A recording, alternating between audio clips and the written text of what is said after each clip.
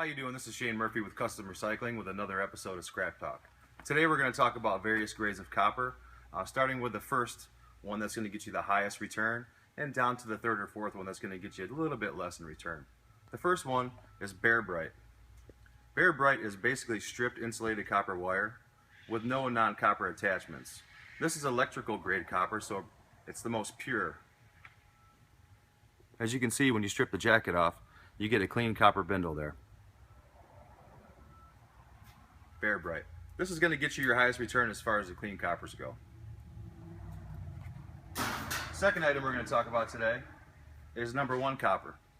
Number one copper is free of any non-copper attachments, no paint, no plastic, no tape, no dirt on the inside. This just happens to be copper tubing. This is one example of number one copper, as it comes in all different shapes and sizes. Heck, if it's a Frisbee and it's number one copper, we'll buy it. Number one copper, one step below Bare Bright. Next on the list we have number two copper.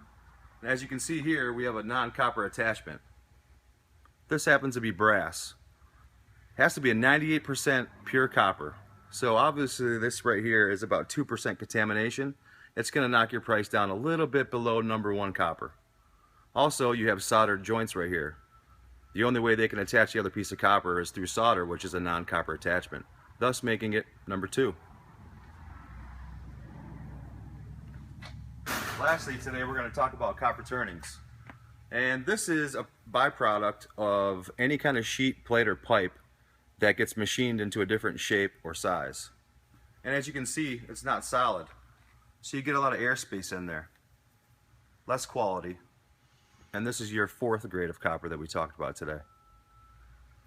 Thanks again for spending a little bit of time with us. We're going to put out one of these every week to educate you guys. And this has been another episode of Scrap Talk.